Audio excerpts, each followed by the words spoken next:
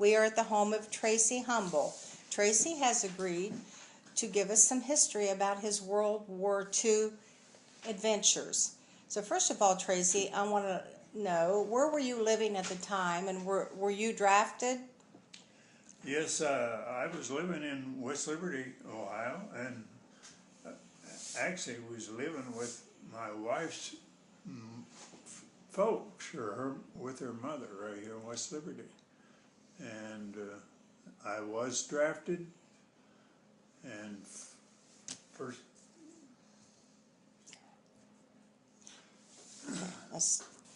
Yeah, I was drafted. Matter of fact, I kind of wanted to go because everybody else was going and the war was on, and all I could hear was war, war, war, and I was expecting to go, possibly go to Europe. I didn't know exactly where I'd be going, but I was drafted and went into Columbus to the draft board, or draft office over there. And that's where they interviewed me and wanted to know what I did. I had previously worked on the railroad as a fireman engineer out of Bellefontaine, Ohio to Indianapolis.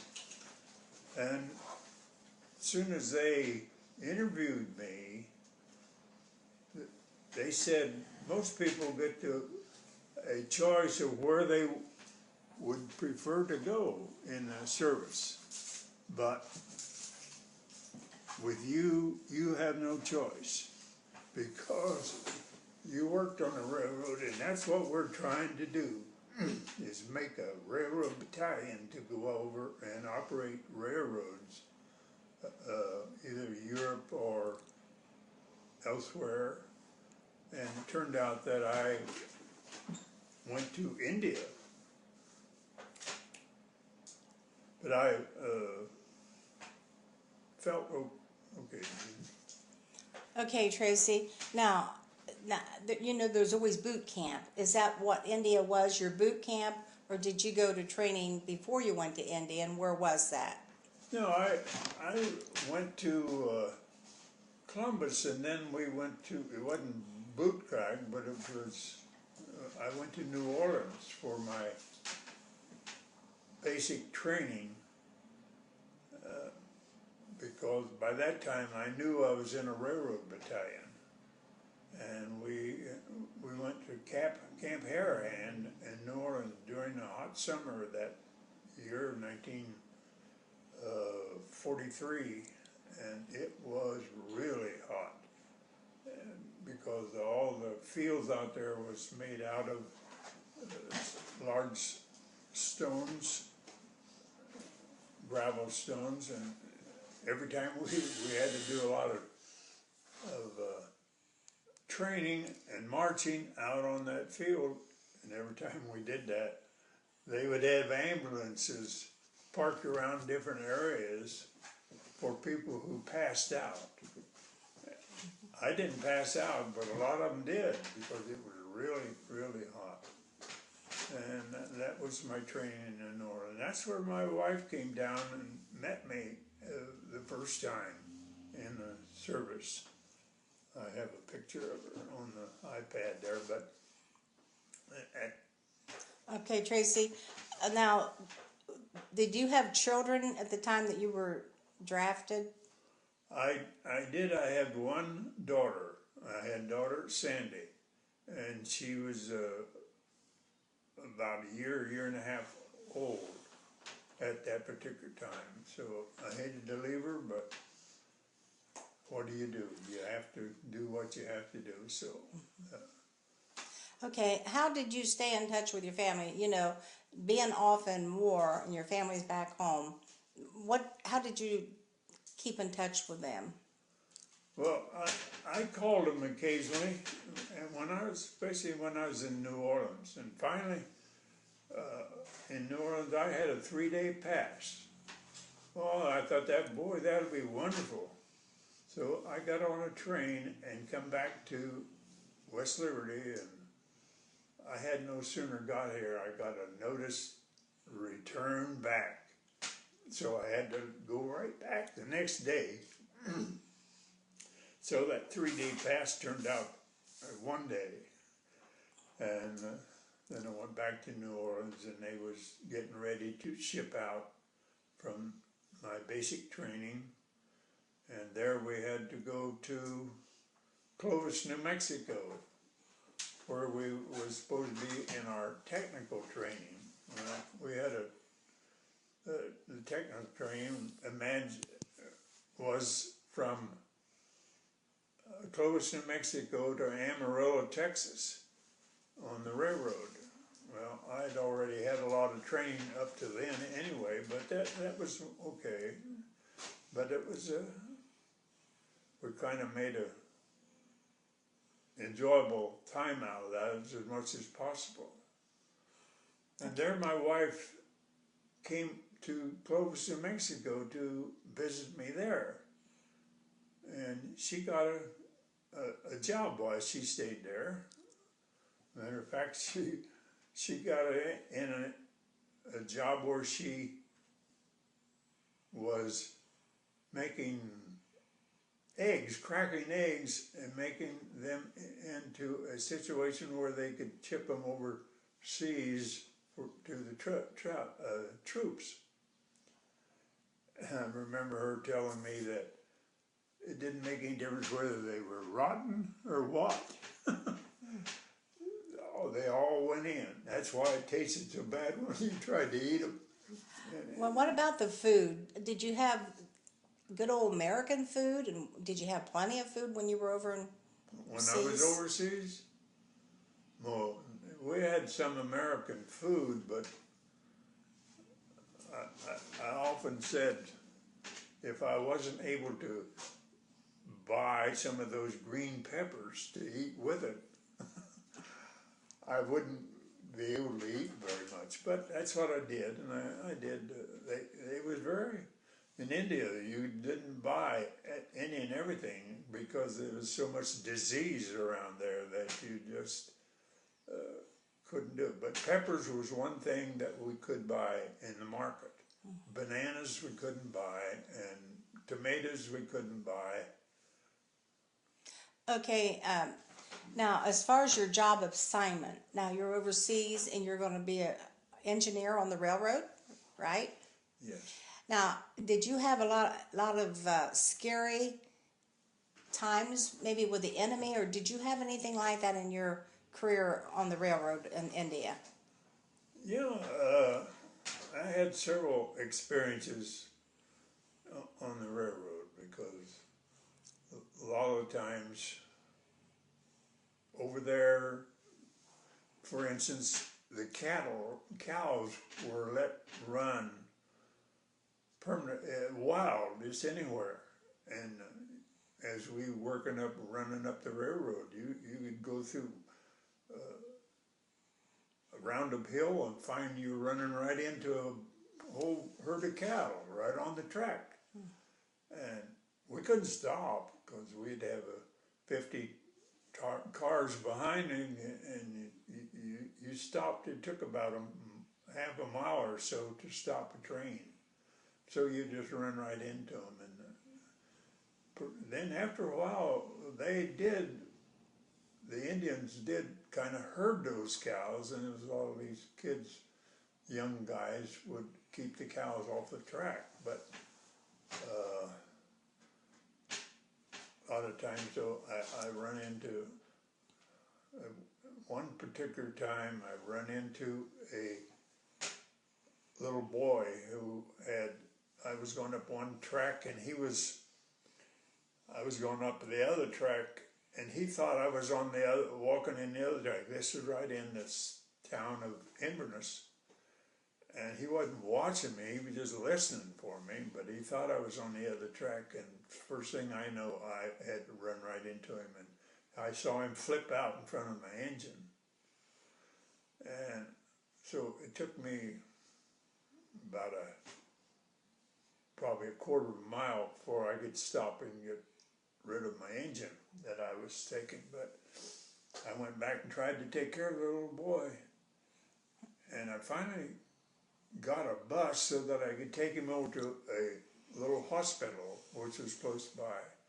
And I got him over there and had a doctor come out of the hospital to come out. He stood about 20 feet from that old bus and looked in there, and he just shook his head and he said, no. He says, he's too far gone. He didn't even make an effort to save him whatsoever. So I had to go on. Okay. Okay, Tracy, now I'm going to ask you, you're in India, it's World War II, you're with the railroad, and what I'd like to know, what was the purpose for you, the troops, to be there, and what was your accomplishing while you were there?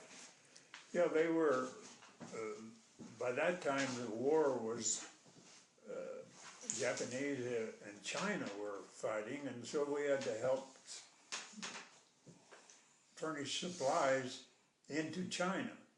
So we hauled the supplies across the Brahmaputra River, which was about 3/4 of a mile wide, and then we put them on our cars.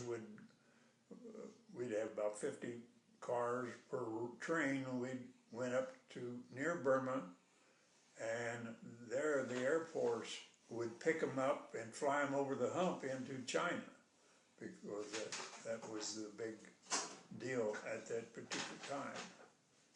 And it was a real experience of getting those cars across that river, because the river was large, very large. In fact, during the monsoons it would travel, raised 52 feet just during the monsoons. Therefore, we had to keep changing the ramps where we would back cars, about 3 or 4 empty cars or flat cars, down to the barge where the cars were on the barge coming over the river, and then pull them out of there. We couldn't take their engine clear down there because it was too shaky. And one day I was in charge of that barge, of that whole area. And I had, every once in a while when you're dealing with engines, you have to change an engine. You get a new one with new supplies and so forth. And this one particular day, I had the yard filled up with cars, but I had to change the engine anyway. So I parked these empty cars right on the ramp that went down to the barge. I had them all chalked up so they wouldn't move. But when they moved that engine, come in to hook back up onto these empty cars, I told them to be very careful not to go too hard on them. But they come in and hit a little bit too hard, and lo and behold, it started those cars moving. And now they're moving down towards the river, towards the riverboat. And what am I going to do? I tried to stop them with a handbrake on the cars, but I couldn't do it. So what am I going to do? Now we're talking about 200 yards area. So I knew down at the boat, just before they got to the barge, there was a switch to turn that would derail those cars. So all I could do was just start running down there. So I run ahead of those cars the best I could, because all the people was on the barge down there working. They were Indians. You couldn't talk their language, and they didn't know exactly what was going on. But I made it just in time before the cars got there and threw that switch, and it derailed all those cars up on a bank. But it was better to do that than let them go down and hit those cars on the barge and go into the river. So that would have been a disaster. Okay, Tracy, explain to me the danger you felt when you thought somebody was invading or coming into your territory. Well, that one time when we thought the Japanese were going to take over during that next day. Matter of fact, this was at the end of my line where we was taking the supplies, and everybody that wasn't on duty, actually running trains or whatever, they would have to man rifles and get in trenches and so forth because we thought the Japanese were coming in that night. Well, for me, I had to go in there. That was the day that I went into this town, and I had to just get a little bit of rest and immediately get right out of there as quick as possible with another train going back to the empty cars going back to where I had started from. But we were in the Himalaya mountain foothills, and we had a lot of bends to go around, and as I was coming out of there with 50 cars behind me, I turned around, went around the curve, and right in front of me here was they had piled up ties, must have been 12, 15 feet high, right on the track where I was had no way to get around or stop. I couldn't stop. I just slammed on the brakes as much as I could, said a little prayer, and I thought, boy, this is the end.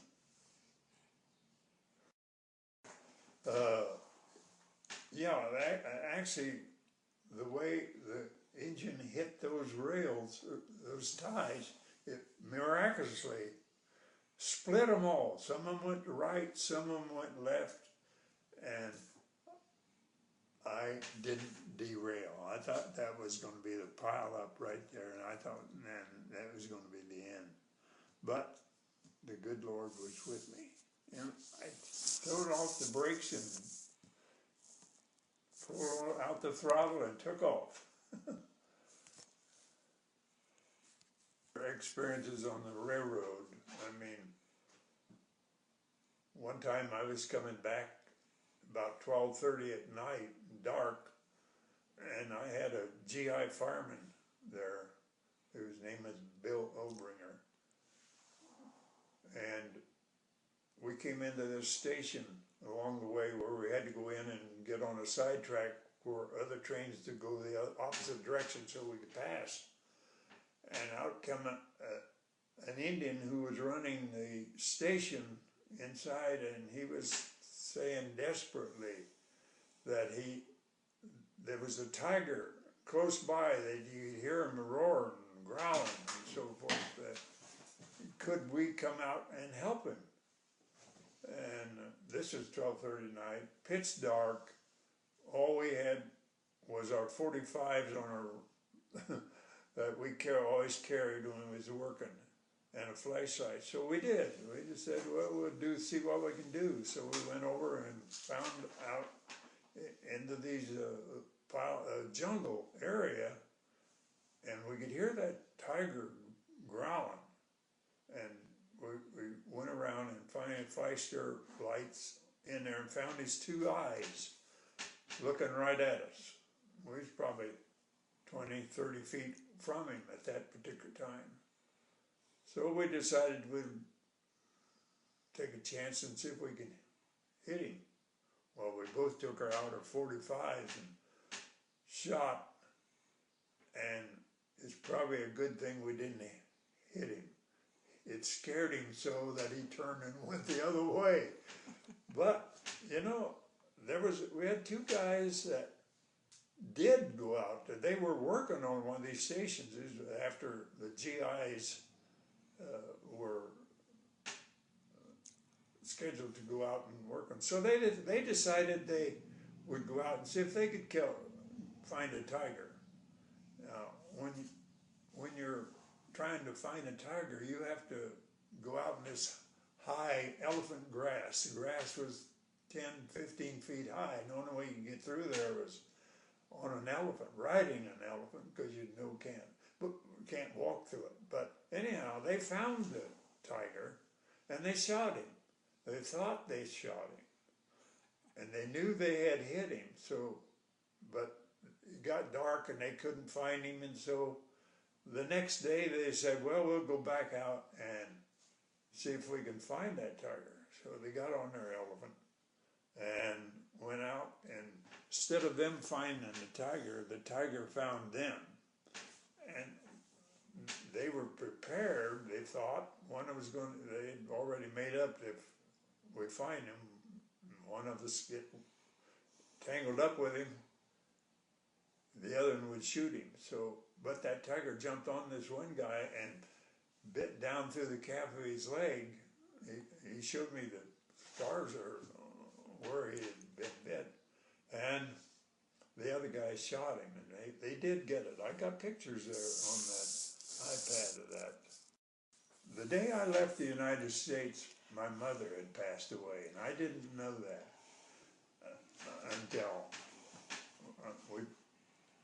we went out of Los Angeles and headed for India, but on our way we was going towards Australia, and we landed in Australia, Tasmania there, and then I was so seasick going across there. I lost 15 pounds just going across the Pacific Ocean. But it was good to find solid ground down there in Australia. For a couple of days we stopped, and then from there we went on and landed in Bombay. Okay, I was raised in a Christian home, and I always thought that every time the church doors were open, we was there. And I had wonderful parents, wonderful. And all my life I thought I was a good Christian, you know. But all that time, I always had this feeling in my heart that I was missing something. I had a void in there. And one day when I was praying, I earnestly prayed to God that He would just fill that void in my heart that I always felt. This is practically all my life, practically. And you know, that day, suddenly, it's just like somebody flipped the switch. Everything changed in me. It did. The whole world looked different. And it was wonderful. I wanted to talk about it. I wanted to tell everybody. And the joy and the peace and the comfort that it created is just almost unbelievable. You don't have words to express it. If you could only tell others that, and if they could only experience that, there's nothing like it. Nothing like it.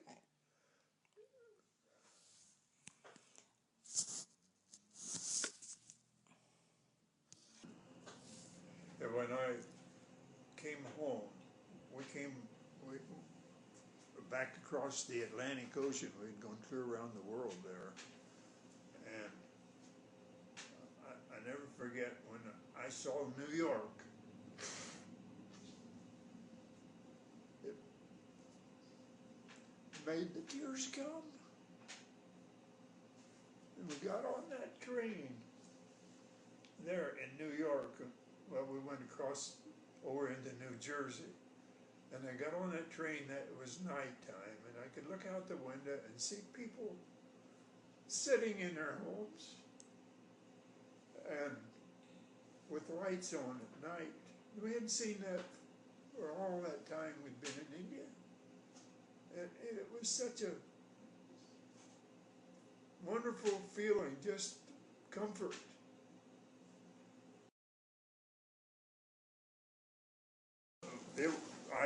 This experience going to South America on a mission trip was really, really a wonderful trip.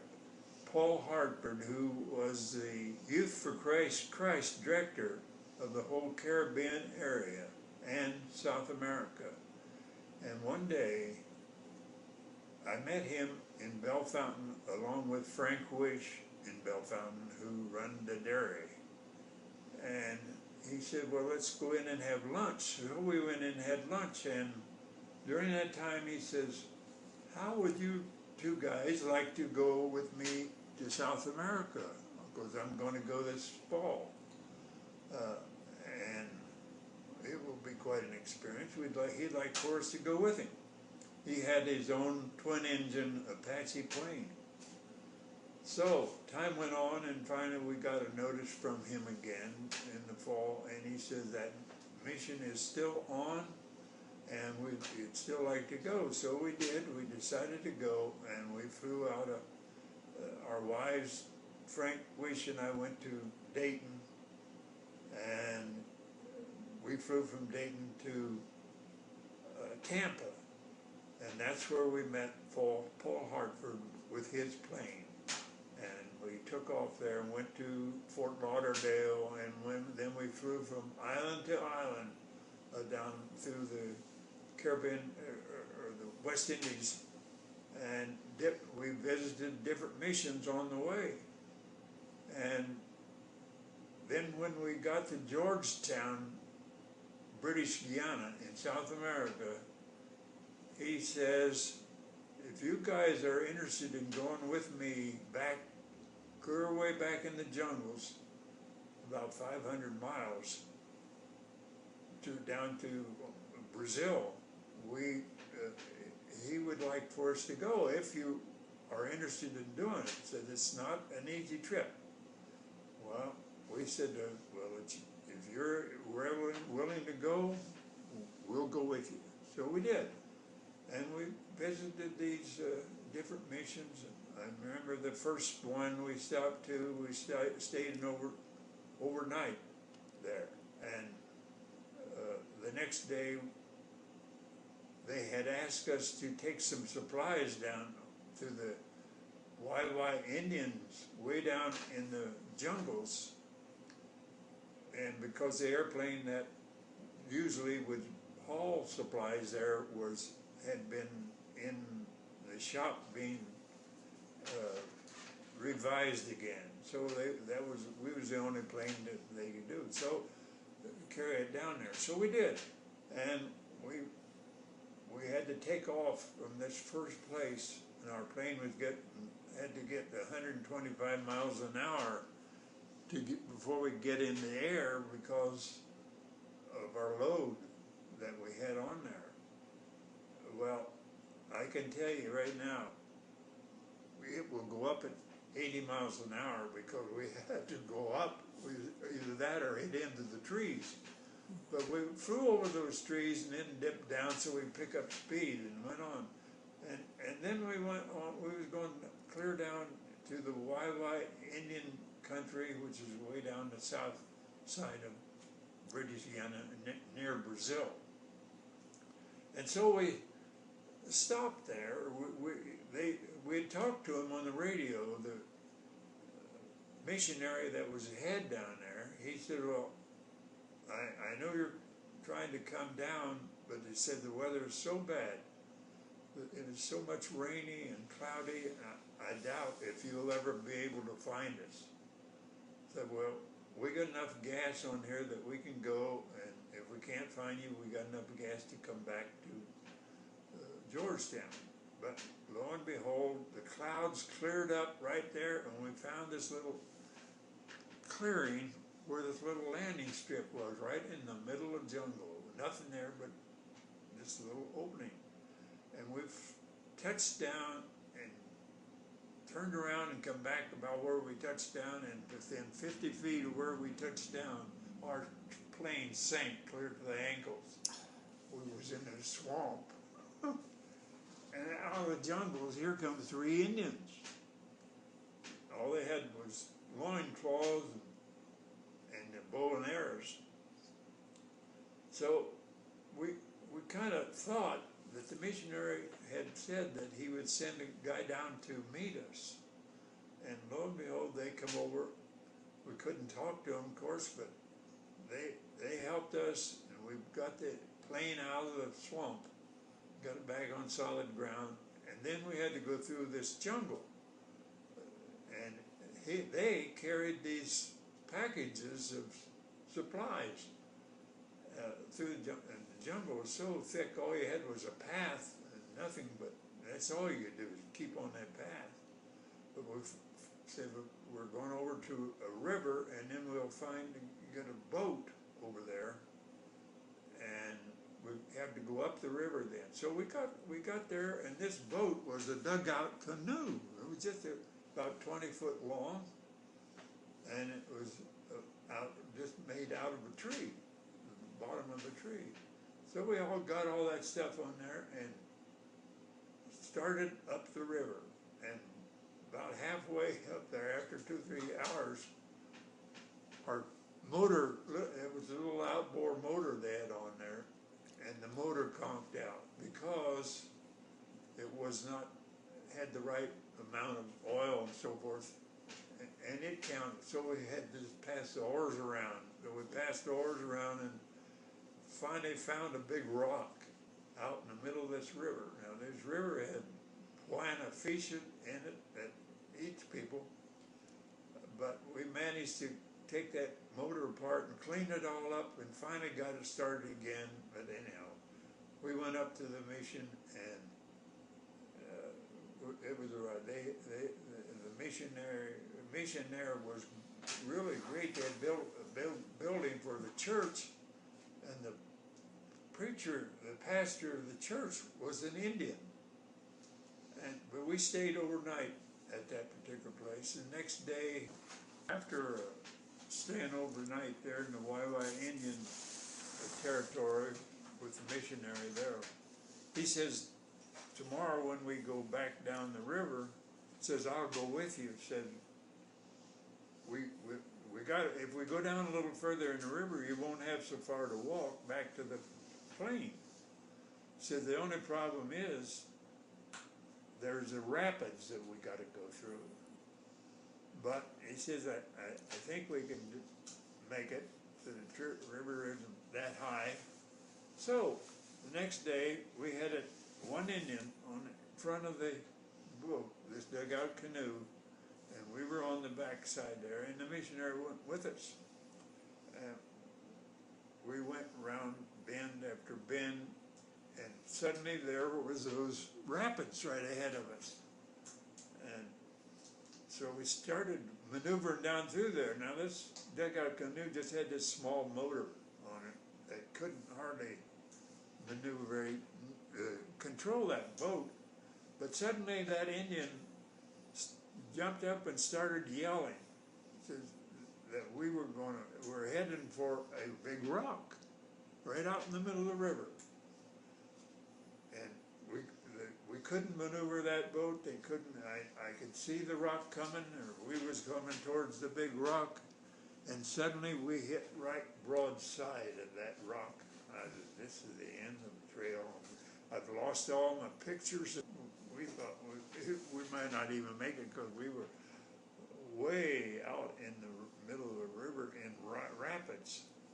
But somehow, miraculously, we made it out. As soon as we straightened up and everybody passed around the buckets to dip the water out of the boat, and finally we made it. Now, okay, we got on. We finally made it back to the plain. We started back north again, coming back to the United States. And as we was coming up from island to island, there was one. We ran into this storm, and we couldn't get over, we couldn't get around it, we couldn't get under. But Paul Hartford, whose plane it was, he said, I know there's a little landing strip on this little island if we can just find it. Because the pouring the rain down, you couldn't see hardly anything, and finally we located it and made a landing. And there was a missionary real close, but we found him, and he says, where we live here, we can't keep you overnight because we don't have room. But he said, there is another missionary on the other side of the mountain here, if you can get over there. He said, but all this rain, there's a lot of mudslides in the mountain and so forth, but you can have my Jeep to go. So that's what we did. We took his Jeep and started over there, and we ran into several mudslides that we had to shovel out and get through. Finally, we got to the missionary's house over there, knocked on the door, and he came to the door, and we introduced ourselves and told him our situation, and he turned around to his wife and yelled to her, "Hey, Mabel, says you got some relation here." She turned out to be my second cousin. And so that's the way it was. From there on, our plane was so bad shape going through that storm. We had to stop at Puerto Rico, and that to get the plane fixed. And by that time, we had to get back to the States. So Frank Wish and I got a commercial plane and come on while he stayed there, fixed the plane, and that was our trip. That was our trip. Wow. Wonderful. Okay. That was an exciting trip.